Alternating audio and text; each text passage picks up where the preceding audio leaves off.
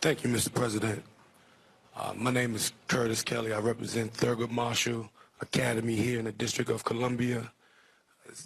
Thank you, Vice President, Madam Secretary, for having myself and Greg Baldwin, who represent Thurgood Marshall. My tragedy started September the 20th of last year. I have two twin sons that attend Thurgood Marshall, and they are elite athletes, Junior Olympics. One of my sons was a youth council member for the District of Columbia in Ward 5, and one day this is after school. Now I agree we need to protect our kids in schools, but we need to protect them on their safe passageways home as well, and their extracurricular activities, and their parks and recreations and everything that they try to go for their peace. And so my son Zaire Kelly went to College Bound right after school to announce that he was declaring for his college to run track and to further his education and become mayor of District of Columbia or something like that. On his route home, he got a text from my son Zion Kelly, who was going to make it, but when he found out there was press, he decided not to, because locally we were burnt by the press. Zion is texting Zaire, watch out, there's someone in our passageway coming home. And in a split second, Zaire was just walking home, maybe from this distance to where the curtains are. He was that close to home when a thug came out to try to rob Zion, and he tried to rob Zaire. He tried to rob Zion 20 minutes earlier. Came back because he was upset. He didn't get them students, those fast track kids. I'm going to come back and get them. He went, caught my son, got an altercation over a cell phone, shot my son in the head, and now he's not here with us. That day I could have lost two sons, but the tragedy that my family have to live with after losing Zaire is I have another son that attends Thurgood Marshall. We've been taking him to all types of family counseling and therapy, and the school has been affected, the community has been affected, and the local politicians said, so what we want to do is stand up for our students in the community. Give us some solutions as to what we can do. So myself, along with Helping Hands Inc. DC, came together and got with our attorneys and everyone else and said, okay, we're going to do some research and find out what legislation can be found that can better serve to protect our students in their safety zones and their school zones. And it's been a fight because everybody show up for photo ops. All the politicians show up to say, we're going to get it done. We're going to protect our kids. But just a couple weeks later, school shooting, just like we all hearing about all these experiences at Ballou Senior High School, kid gets shot at school. Dunbar, kid gets shot at school. In our schools, on their safe passageway home, their parks and recreations, extracurricular, our students have to be protected. Our students have to be protected. One local legislator asked me, how do you define students? How would a criminal define students? You would define them after you commit a crime against them. The students are crying. They're calling for a national standout day, April the 20th, in celebration of Columbine, because the same incidences keep happening, not just in our schools, in our communities as well, to upstanding citizens, to those that's doing the right thing. And we as parents, yes, we try to fight to pass legislation just like you, locally. But nationally, this campaign has grown, and it's affecting all of us, all our kids. It's gun violence. Gun violence.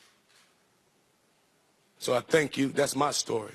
And we're going to keep fighting, and we're going to keep trying to pass legislation, and we're going to keep fighting for our students at Thurgood Marshall and here in the District of Columbia and across America as well. Thank you very much. It's incredible. Very sad. Thank you very much. Does anybody have an idea for a solution to the school shooting and the school shootings that we've gone through over the years, and we've seen too much of it, and we're going to stop it. And there are a lot of different ideas. I could name 10 of them right now. Does anybody have an idea as to how to stop it? What is your recommendation to stop it? Yes.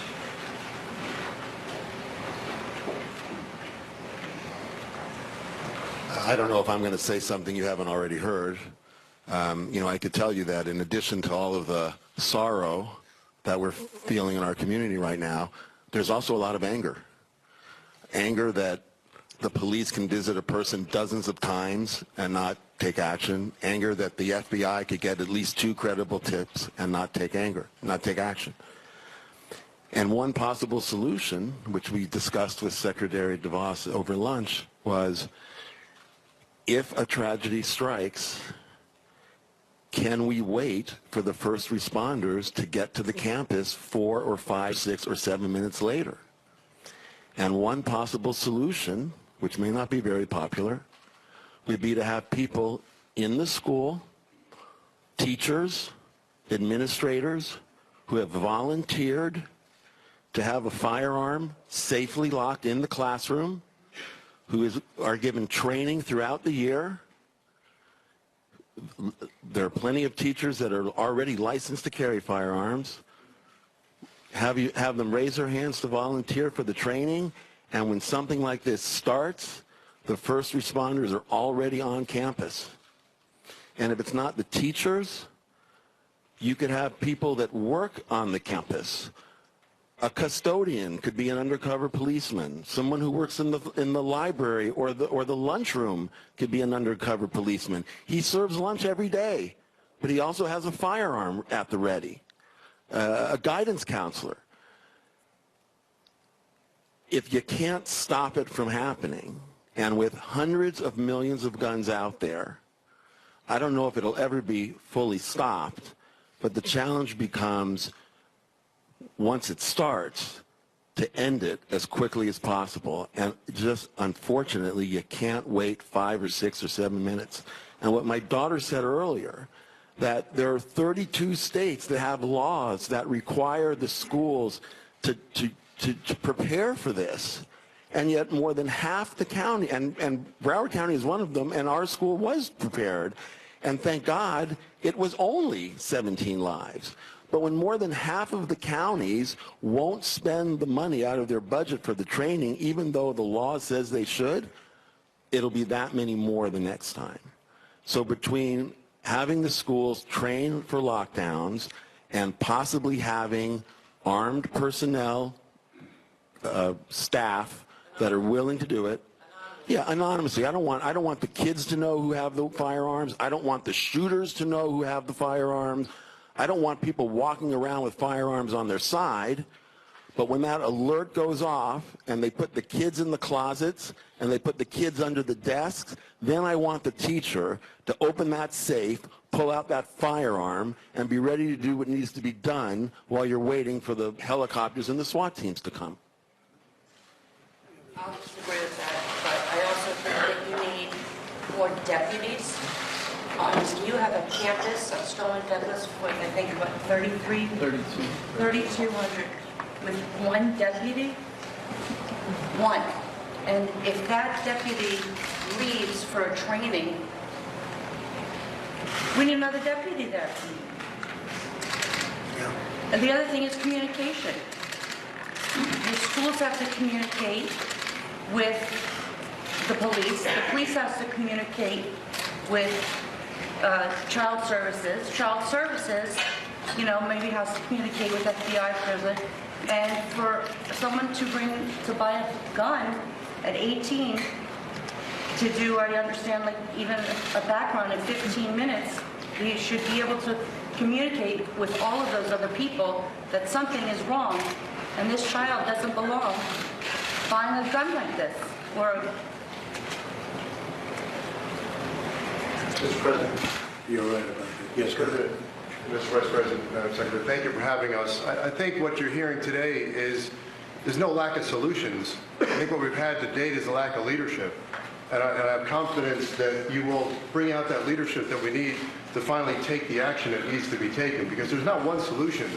There's many solutions, and you're hearing some of those here today to resolve this, to address this. Our schools are soft targets, so we need to harden the targets by making them, increase our deterrence capability so that potential murderer knows that that's not going to happen, that there's going to be people there ready to respond, that the minute something happens, our technology will go up, that an incident has occurred, and it will be responded to immediately. And also the children and the teachers know what to do in that instance. They're communicated with effectively.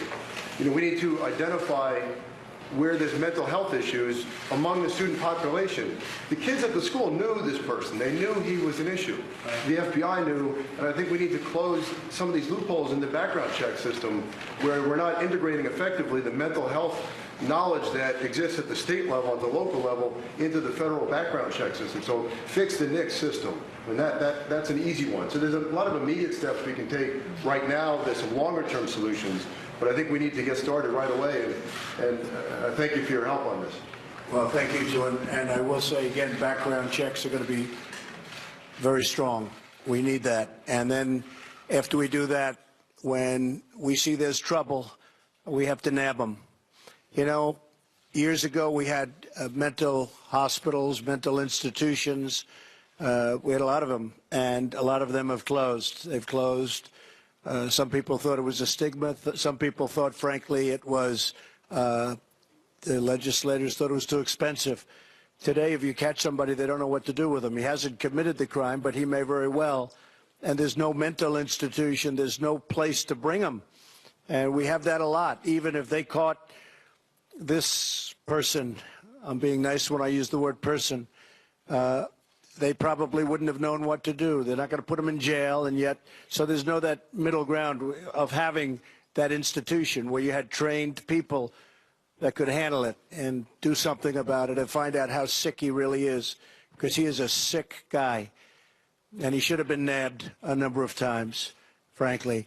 Your concept and your idea about it's called concealed carry, and it only works where you have people very adept at using firearms, of which you have many. And it would be teachers and coaches. If the coach had a firearm in his locker when he ran at this guy, that coach was very brave. Saved a lot of lives, I suspect. But if he had a firearm, he wouldn't have had to run. He would have shot, and that would have been the end of it. And this would only be, obviously, for people that are very adept at handling a gun. And it would be, it's called concealed carry, where a teacher would have a concealed gun on them. They'd go for special training, and they would be there, and you would no longer have a gun-free zone. Gun-free zone to a maniac, because they're all cowards. A gun-free zone is let's go in and let's attack, because bullets aren't coming back at us. And if you do this, and a lot of people are talking about it, and it's certainly a point that we'll discuss, but concealed carry for teachers and for people of talent, of that type of talent. So let's say you had 20% of your teaching force, because that's pretty much the number. And you said it, an attack has lasted, on average, about 3 minutes. It takes 5 to 8 minutes for responders, for the police to come in. So the attack is over. If you had a teacher who was adept at firearms, they could very well end the attack very quickly. And the good thing about a suggestion like that, and we're going to be looking at it very strongly, and I think a lot of people are going to be opposed to it. I think a lot of people are going to like it.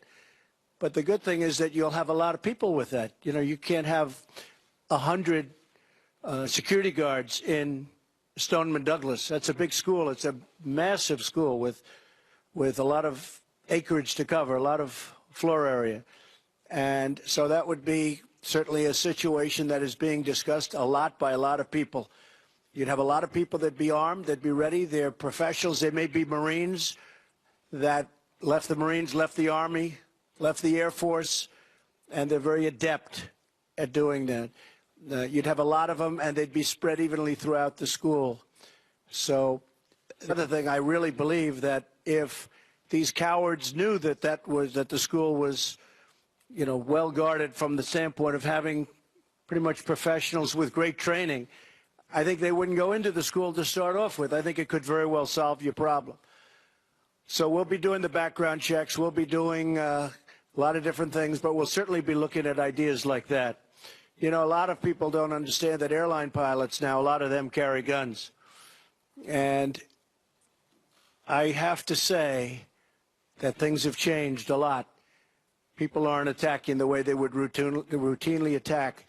And maybe you have the same situation in schools. So does anybody like that idea here? Does anybody like it?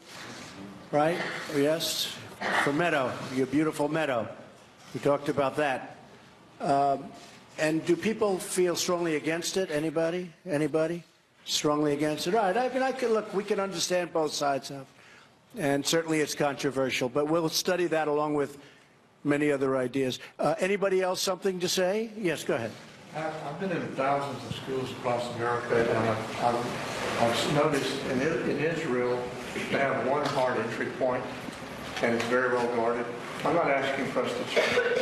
I'm not saying that we should turn our schools into prisons, but I've been in so many schools where I'm speaking in an auditorium, and I'll go outside to call my wife or to just get a breath of fresh air. And it is so easy for me to get back into that school. I'm an unknown adult to many of those students. I can tap on a window and they'll open the door for me. Or I can catch someone coming out the side door and easily get in. So one of the things that I have thought a lot about in seeing this around the country is we have really soft entry points. Right, that's true. That's true. And we can do something about that. Yes, sir, go ahead. Good afternoon. I'm Brandon Thompson. First, my heart goes out to everyone who's experiencing this tragedy right now. I'm currently Dean of Students at Friendship Tech Prep, which is in the heart of Southeast D.C., which is in Ward 8, which is one of the most impoverished wards in D.C. However, at our school, just a solution, we actually have checkpoints. When a student walks in the door, we actually have metal detectors. And I oftentimes see that in urban education. And we actually have an X-ray machine that students put their bags through. And right after this incident happened, a parent who didn't so much agree with it at first sent me an email saying, thank you, because now I see exactly what's happening. And so we oftentimes use that TSA model. When the student comes in, we have somebody at the door to greet them, to do a check-in just to see how they feel. And we have certain point people where I know this person's not feeling so well, so they won't get past point one. They go through the metal detector. Their bag go through the machine. And so at the end of the day, just talking to my students riding over today, they all say, well, I feel safe. And you come outside and you say, talk about mental hospitals. Our school is right across the street from a shut down mental hospital. We have, if you were to come over to the streets, you'd be like, oh my God, but once you get inside the building, we have that family feel. We have those check-in points. We have it where every visitor that comes through our building has to go through these checkpoints to ensure that our students get home safe, to ensure that our staff members get home safe. And these are just minor solutions. Like, I will say, I'm against having a teacher with a gun in a building. Teachers are emotional. People are emotional. So I think that is a huge factor. However, but having students, and you may have to go to staff members going through these checkpoints to ensure that, one, their mental is on point, and two, that we're talking about they don't have any physical metal on them, or even in our building, our students don't even carry cell phones because we consider that's a threat. It's taken away from them learning. So they actually turn in their cell phones. And so those things of ensuring our kids are there at the moment and live the moment to enjoy school, they get that joy factor, they get that family feel, and they're able now to connect with one another and able to communicate and not have to worry about looking over their shoulder when they walk, out and into the building, because they know every person that comes through the building has been through a metal check. Their bags have been checked. And so that's just a solution. Once again, my heart goes out to everyone who's been through this tragedy. Thank you. Very well said. Very well said. Mr. President, thank you for being open to hearing all forms of solutions. I truly appreciate that. one point on the mental health issue, and I think it's important to note that someone with a mental illness is highly unlikely to ever commit an act of violence. It's a very, very small percentage. What we're really dealing here is more with a lack of mental wellness. This is around anger and fear. And that's not something that you can diagnose and put in mental health hospitals. This is more about funding for mental health services to help these individuals that are at risk, especially when we think about suicide. Teen suicide. Suicide is the #2 killer of our children, as I understand right now, and a lot of these suicides are performed with firearms, which makes them unsavable. So the idea of mental health and being able to identify who's at risk, who is considering these issues, who's going into crisis, that is incredibly important. I appreciate the point on arming teachers. It's not personally something that I support. Rather than arm them with a firearm, I would rather arm them with the knowledge of how to prevent these acts from happening in the first place. How do you identify the kids in your class that are most at risk? And then, most importantly, within a school, how do we have a safety assessment program so that schools know how to deal with all these threats, have established protocols to deal with them, and get underneath the surface of what's going on in that child's life, find out why they're on this pathway behavior, and intervene. This is about prevention. There are some fabulous solutions being talked about today which still go to imminent danger. Let's talk about prevention. There is so much that we can do to help people before it reaches that point. And I urge you, please, stay focused on that as well. It is the gun, it's the person behind the gun, and it's about helping people before they ever reach that point. Yes, good. So, Thank you. thank you. I fully respect all of our amendments, including the second. But in Maryland, they have proven that the Second Amendment does not protect these types of weapons. They have banned over 45 different kinds of assault weapons, including the AR. They have banned, they have limited magazine sizes. They have proven that it's not like we have to lose our Second Amendment. The Second Amendment, I believe, was for defense. And I fully respect that, like I said. But these are not weapons of defense. These are weapons of war. And I still can't fathom that I myself am able to purchase one. Anyone? I would like to talk, Mr. President. I couldn't agree. I'm not here to debate, but I lost my sister. And like Mr. President said, if you could find 20% of maybe retired law enforcement officers or teachers who could go through discrete training to carry a firearm on this waist, it could have been a very different situation. Like he said, law enforcement takes them 7 minutes, 8 minutes to get there. If a teacher or a security guard has a concealed license and a firearm on their waist, they're able to easily stop the situation. Or the bad guy, I'll put it that way, would not even go near the school knowing that someone can fight back against him. Also, I believe that is insanity that they would even open the gates up 20 minutes before school ends. They're supposed to protect us and the children. So in the future, we need more security. We need more firearms on campus. We need better background checks.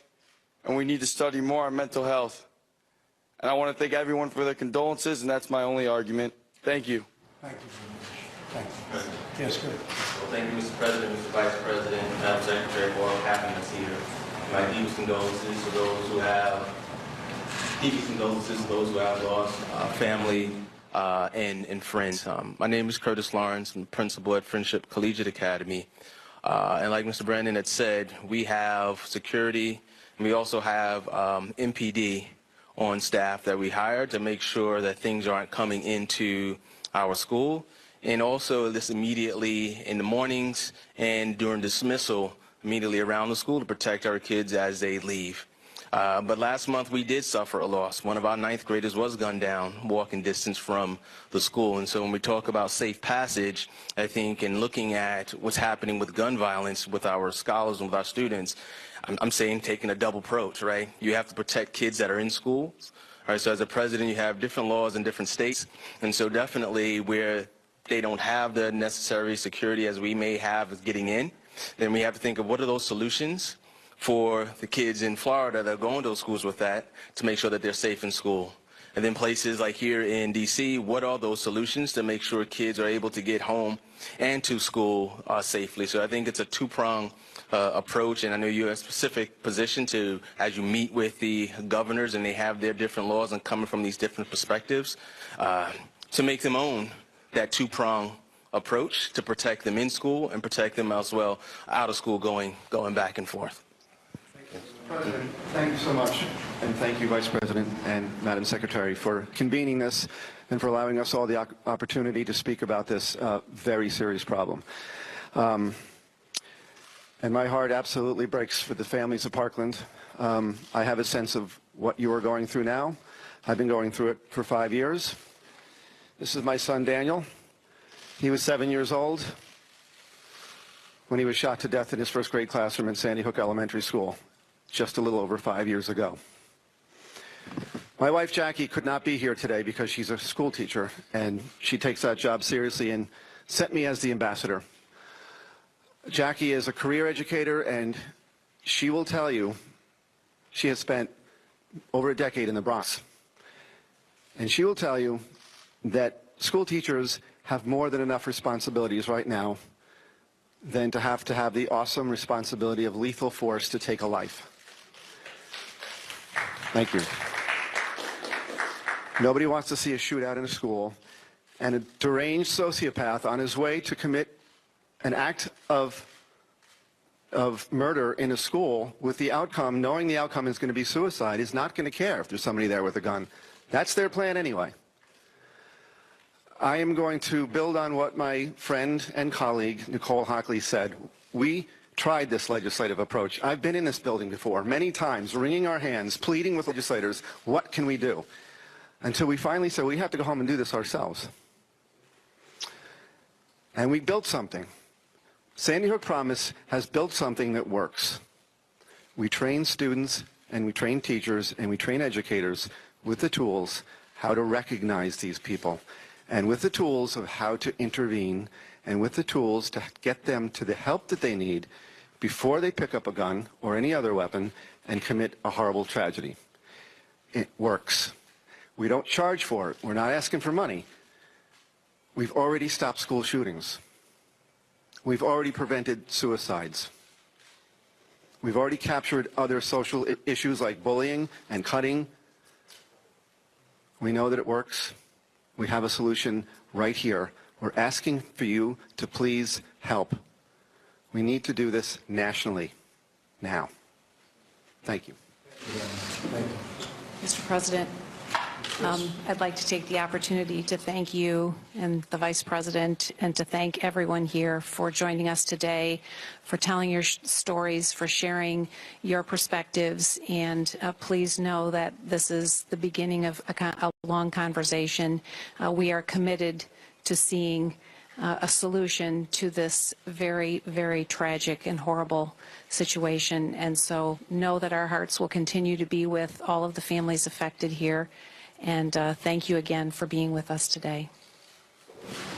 Thank you, Betsy, and thank you, Mike, and thank you, everybody, for being with us. We're going to work very hard. It's very difficult, it's very complex, but we're going to find a solution.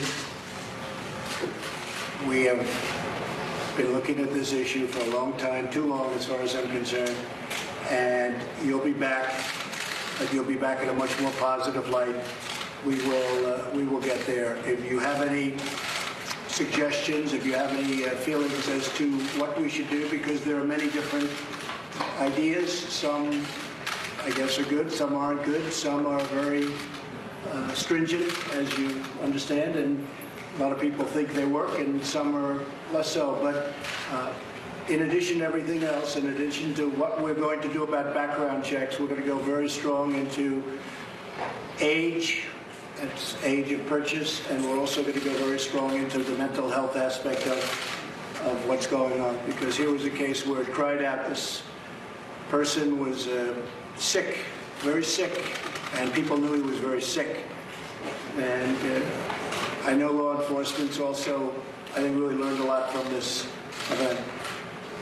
We're also going to look at the institutions. We're going to look at what you do when you find somebody like this, because again, right now we're not equipped like we were many years ago.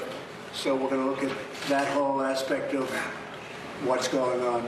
I want to thank everybody. I know you've been through a lot. Most of you have been through a lot more than you ever thought possible, more than you ever thought humanly possible. And all I can say is that we're fighting hard for you, and we will not stop.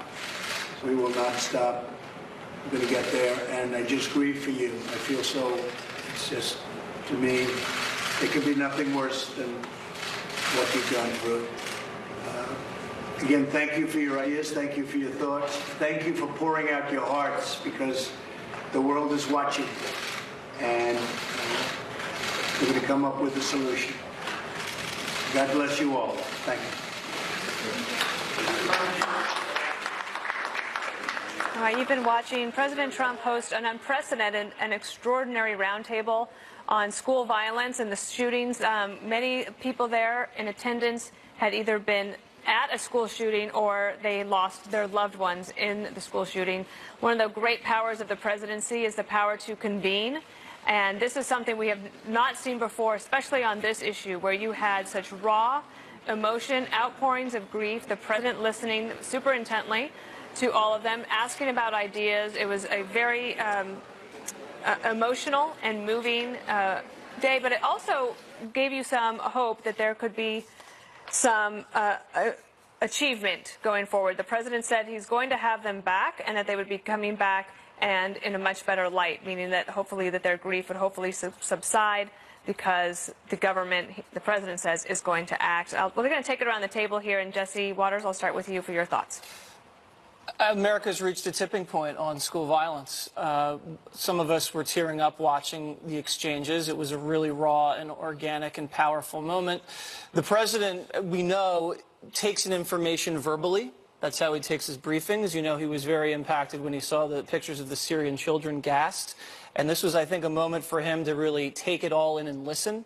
He talks about being a protector, protecting the border, protecting jobs, and it's now up to him to do whatever he can to protect the schools. And a lot of politicians are all talk and no action, and he's not one of them, I believe, but he wants to take action that's going to have an impact, not just empty action that's not going to solve any problems. He talked about making America great again, but when I interviewed him, he talked about making America safe again. And one of the things that needs to be addressed is school safety. The best moment, I believe, Andrew Pollack, who stood up, I believe he lost his daughter Meadow, said, forget about the gun issue right now. Let's focus first on making schools safe. And there were some great exchanges of ideas, arming teachers at schools, mental institutions, enhanced background checks. I mean, this kid's been suspended how many times? No one really intervened. My father ran a school out in Long Island, and after Sandy Hook, they built fences around the school because you can't have people just wandering into a school. A lot of the teachers and administrators from some of the urban areas, they have metal detectors and checkpoints, which are extremely effective. So that's something to look at, too. And another great moment I thought was when a guy, I believe from Sandy Hook, one of the fathers said, we stopped relying on Washington to fix everything, and we did it ourselves. And we really trained teachers to intervene when they saw a student with problems and then take action aggressively. The best moment, I think, though, too, at the end, the guy just said, listen, we've lost our connections as humans, as Americans. We don't recognize people anymore. We don't see things. We miss signs. And that's the bottom line. When you see something, say something.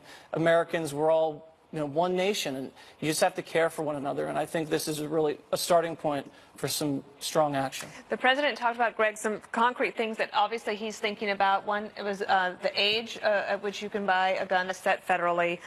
He talked about background checks, concealed carry. He mentioned it several times, and that would be people in a school that would have a gun, but you wouldn't know who that might be.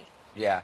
I mean, the interesting thing for me, not just the suggestions, but the tone and tenor of this conversation is incredibly important because, we make jokes about the president viewing his administration as a talk show. Well, so what? That was one hell of a talk show because you got a bunch of different opinions and a bunch of people sitting there who know the topic and know the topic intimately and expressed suggestions, practical solutions about a horrible problem. And my advice always stands. The biggest obstacle in this debate is trust. The loudest voices do not trust each other. Those were not the loudest voices. Those were the voices that you had to listen to. And what you found there were people who disagreed, but they disagreed civilly. And I was just moved. I thought that this is probably one of the most valuable things I've seen in this administration. I also, to Jesse's point, the thing that got to me was the Daryl Scott talk. His daughter died in Columbine. He's just recently. Daryl Scott. I'm sorry, he started the Rachel's Promise. His point was about connection, and what we saw there was connection. We're too busy in this world of division right now, and what group do you belong to, and the tribalism that infects everything from politics to identity. And what he was trying to say is, we need to connect. We connect in broadband. That's not the real thing. We have community, and the thing is, community means interaction between police and the people they police. It's a community. It's at sporting events. It's at schools. People need to know who's in their community and need to be confident enough. And I think that there was a binder full of practical solutions there that can be acted upon, and they were presented in a way that was non-threatening to either side. And that's what communication and connection is about. Actually, I didn't mean to interrupt you, but we do have the soundbite from Daryl Scott in case you didn't hear it earlier. Let's listen. I just want to share one simple principle with you that we've learned over the years as we've worked with millions and millions of young people. And it comes from something you said last week in your speech, and it was that we must create a culture of connectedness. We must create a culture in which our classmates become our friends. Every single one of these school shootings have been from young men who are disconnected. And we talk a lot about the mental health issues, but it actually goes deeper than that because there's a lot of mentally ill children that are kind and compassionate. The focus really needs to be on how can we connect. I think that was powerful for a lot of people. Greg brought that up. We wanted to play that soundbite for you, and Juan will get your reaction. So I think today was a wonderful day in terms of people hearing voices. Earlier today, you had the students from Parkland who went to Tallahassee to the state capitol in Florida. They're arguing there that, again, we need action. They're tired of the status quo. And it was an amazing turnout. In fact, I was struck by the idea that these are people who are 15, 16 years old. Most of them were not seniors. In fact, some of them were high school freshmen. But they spoke with such passion, some of them choking back tears to try to express not only their fears, but what they had lost. And similarly, I think at the White House meeting, the ability to hear from young people really strikes me as what's different. It changes the conversation because you can say, oh, well, these young people don't have any really concrete ideas or better ideas. But I think that they are touching something in the American spirit and saying that we have to find a solution. So when you listen to what was being said, for example, at the White House meeting, which I think it certainly has its publicity angle, I don't think that's where you really get solutions. I think what you hear there is that this goes beyond schools, that people who are saying, my kid's walking home from school, or my kid's walking over to an AP program, or my kid's waiting at the bus stop, and there are just so many guns around. So how do we deal with that? How do you stop that? That's the challenge. But as someone said, we have tons of ideas for solutions. The American people, gun owners and non-gun owners, NRA and non-NRA, agree basically on background checks, on limiting weapons that can become weapons of mass destruction. People agree on arguments about gun safety and preparedness and waiting periods. These are all very concrete ideas that are there. On the mental health side, I think that woman who stood up and said very quickly, most people who have mental health issues are not the ones who are shooting up the place. And that is really a dodge from the difficult issue of dealing with the fact that we have a proliferation of guns, more guns than people in our country. It's crazy. Kimberly, I'll give you a chance to remark on anything you want. Thank you so much. You know, it's interesting when I listened today to the students expressing themselves so passionate and eloquent, saying that they wanted to do something about this, that it was the passion and cause of their life, that they weren't going to forget it so that students can go into school safe. We owe that to the children and the students of America to make sure that when they go through the school doors in the morning and the bell rings to go sit and pay attention in class, that they're able to pay attention to the lesson and not worry about a gunman coming through the door to kill them. And I want to take a moment to honor the lives of those that were lost and those that gave their lives trying to save others. And in particular, yes, we've talked a lot about the coach who was incredible and all the people that showed incredible valor in the face of tremendous adversity. And instead of cowering in fear, they ran towards to try to save lives, like the junior ROTC members that were absolutely so incredible. Peter Wang, 15 years of age, Alana Petty, 14 years of age, and Martin Duque, also 14. Imagine being that young and having the presence of mind and selflessness to say that I'm going to stand in the way so that others may live. That, I think, is remarkable training, too, from the ROTC for absolutely. And imagine if all the students were equipped with that kind of training and that we gave them the means by which to protect themselves, and we actually made schools a place where people said, you know what, I'm not going to go there to commit an act of violence because it will not be allowed. I will not be able to permeate there and go and do something and commit these horrific acts because they are protected. Yeah, and you know what the media did about that? They blamed the ROTC. They did? That the killer was also trained. Oh. So they instead of seeing what Kimberly, acutely pointed out, that Peter Wang, who was West Point, I guess has admitted him and the three junior ROTC cadets, or maybe it was just Peter Wang, but three had died. Well, he wanted to go to West Point. Yeah, they gave him posthumous entrance into the academy. We actually have the sound from Andrew Pollock, who, as Jesse mentioned, daughter Meadow died last week on Wednesday, just a week ago today. Can we play that? My daughter has no voice. She was murdered last week, and she was taken from us. Shot 9 times on the 3rd floor. I'm very angry that this happened, because it keeps happening. 9/11 happened once, and they fixed everything. How many schools, how many children have to get shot? It stops here with this administration and me. Should have been one school shooting, and we should have fixed it. And I'm pissed, because my daughter I'm not going to see again. She's not here. She's not here. I didn't think it was going to happen to me. If I knew that, I would have been at the school every day if I knew it was that dangerous. It's enough. Let's get together, work with the president, and fix the schools. His passion is certainly evident, Jesse, but also to have the ability to come to the White House with your sons and to articulate yourself that well and say that you're committed to making sure it doesn't happen again. It was a very strong moment. Very strong. He really lit a fire under the president. That was the moment, I think, of the entire event that people really began to think, this is never going to happen again. You can never listen to someone talk like that passionately and then forget it a few weeks later. Said something else pretty interesting to me. We protect everything we value in this country with guns. We protect banks. We protect politicians. We protect celebrities. We protect congressmen. Everything we value, we protect with guns. Why don't we protect our children with guns?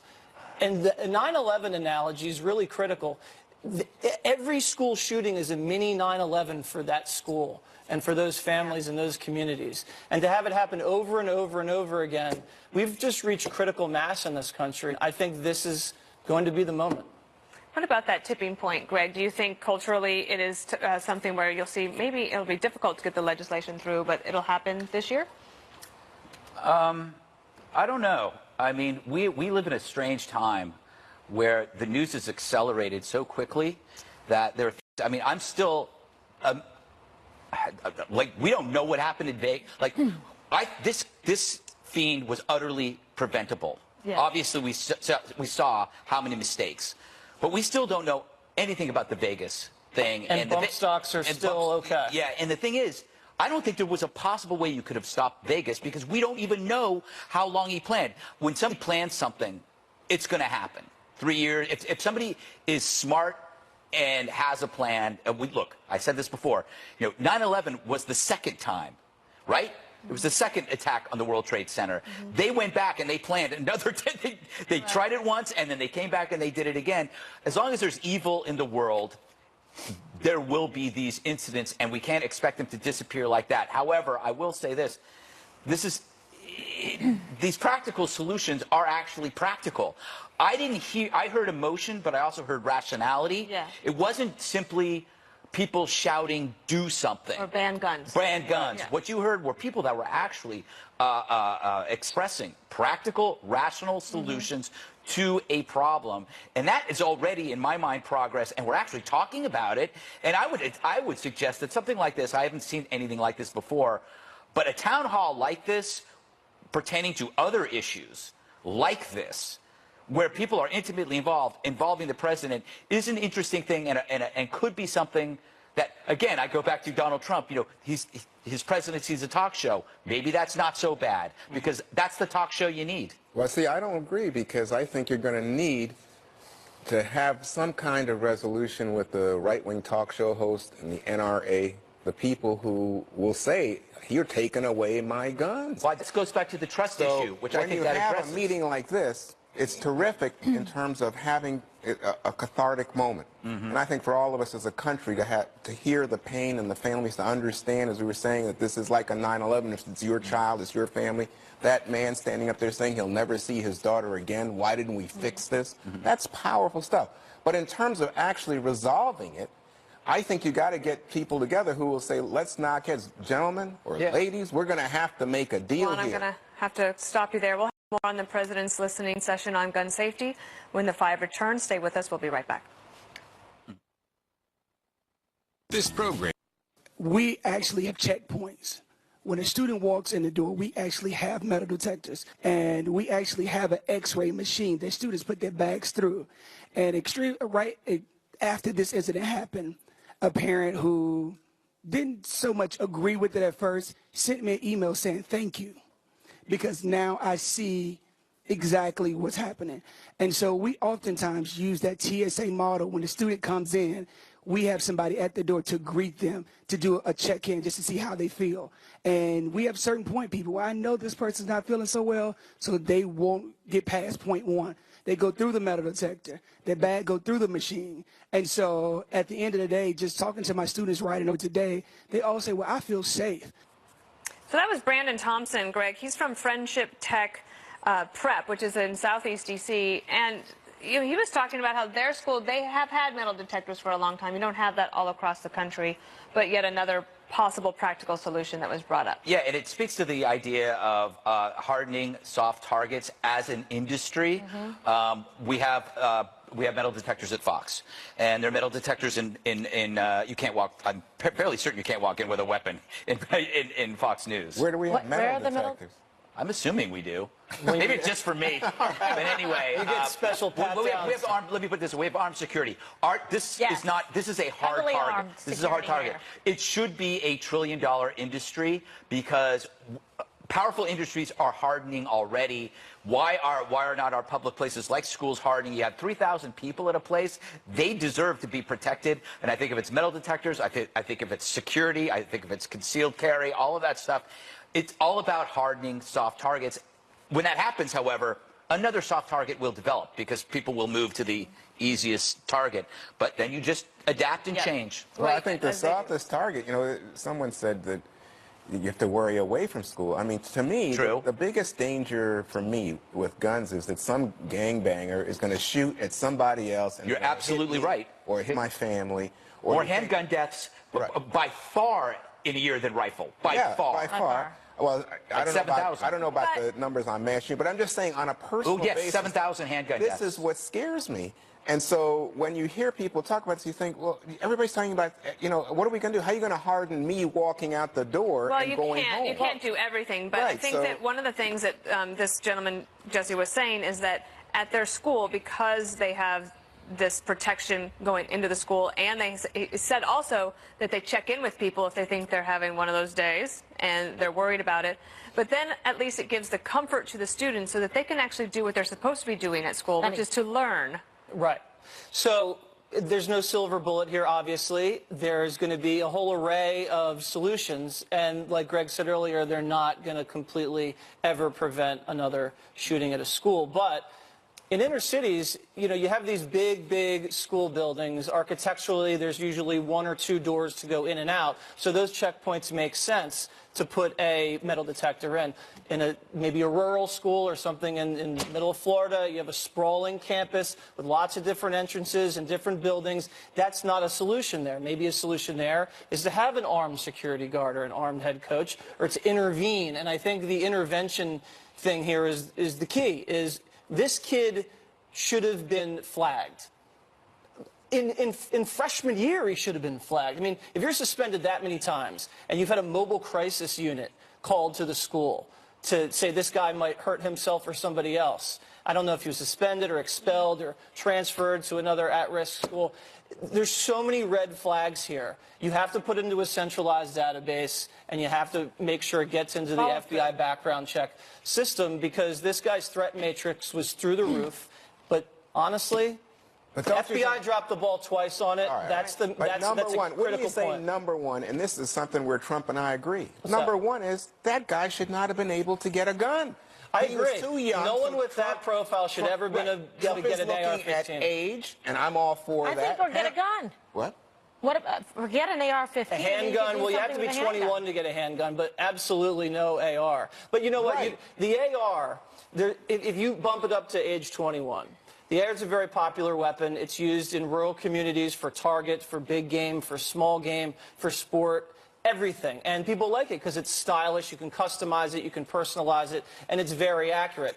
If you ban an 18-year-old from getting an AR-15, what's going to stop him from going in with a shotgun or a long rifle? I mean, it's not I'm just a saying, perfect as- solution, but I'm right. definitely open to the But idea I'm just of raising the saying, limit I think to 21. the president has an idea here that I think is going to come to fruition, which is that kid shouldn't have had a gun. So what steps could we have taken to prevent that young man from legally obtaining a gun? Illegal guns, that's another issue, but let's just start with that. That's number one. We talked about this. It's the defensive position, which is how do you rig the system to keep the guns away, is wrong. The offensive strategy is to tag the perp so he doesn't get the gun. And that's where you look, where you have school officials, you have police, you have students. There's a database. There's a person there that's a problem. They go into the database. They don't get a gun. That's a defensive strategy that leaves law-abiding gun owners alone and goes after the felons and the sick. Yeah, I'm all for everybody that. But you something? know, a lot of people object. They say, why is my name being put in there? And so if Well, there I are going to be objections. yeah, but if I go to a shrink or whatever. Right. Kimberly, I wanted to ask you, just from a law enforcement standpoint, for the shooter, flagged several times, is there a point where you think, is it a federal law or is it state and local laws that would allow law enforcement to intervene earlier? Well, I think you have to probably have both, as you see, because there has to be some control and autonomy at a local, a state level, local ordinances to make sure that they have the tools that they're equipped with. Look, I think there should be metal detectors at school. Why not? Look at the schools that have the metal detectors. I mean, this isn't that difficult to figure out. And it's not just about making sure that guns don't get in the wrong hands. It's about protecting the environment. It's about saying that how many times do you have to learn the same lesson over and over and over again? Schools are a target. Why? Because we have continued to allow them to be. We have not allowed the schools to equip themselves and protect the students. Why not? I can go and fly on a plane tonight and go through TSA and go through all kinds of stuff, but a child goes to school and there are no protections in so many places, and I think it's unacceptable, because believe me, if somebody is hell-bent on going in and killing and taking lives, they will find a way and a means to do it. And you can focus and get hypersensitive about the AR-15, or you can talk about how we can prevent this from happening in general, and it is really multifaceted in terms of the approach and the platform that is needed. So if you are just focusing on, oh, we need to ban guns, we need to do this, then you are really missing the large part of the problem here. Greg, what about the possibility for technology to improve the ability to, we think of metal detectors as being quite clunky and difficult to get through, a lot of false positives, walking back and through it. It slows you down. That's why people say they don't want metal detectors at subway stops, because they don't want to be slowed down all the time. But is technology going to help us advance? I don't know. I think technology, as it helps us advance, also hurts us. When drones are married to other kinds of agents, that is going to be an issue in the future, not simply just for the mass shooter aspect, but for terrorism in general. So I think that it's a double-edged sword, and that is no pun intended. You know what I worry about those, so listen to Kimberly, movies. You don't go to the movies. You go to the basketball game, you go to the baseball. Everywhere now there's going to have to be magnetometers. And I just think we're making the whole society into an armory to get away from the fact that no one wants to say, hey, we got a problem with guns. Well, it's part of it, There's though. not a lot of shootings at NBA games. There's a lot of shootings at schools. So you prioritize where the metal detectors I think Columbine happened at a school, but I also think we had Aurora with the shooting at a movie theater. That's true. Because and I those think are we soft just had targets, shooting too. at a concert in Las Vegas. Right, but I think right now we're focused on schools. Well, I'm just saying, That's that's one of the bigger- places and at where the we need a lot of Bataclan metal in detectors. Paris. So Right, these there's are a bigger universal problem issues. that people don't want to deal with. What do you? I don't. Okay, but I you go keep saying down to people pay don't want a- to deal with it. We just watch people dealing You with go it. down to pay a parking ticket at court, you make there's We'll have security many there. days ahead of us to talk about this. An extraordinary day where we watch the president do this amazing town hall on school shootings. That's it for us. Brett is up with much more reaction on the president's listening session on gun safety. Hi, Brett.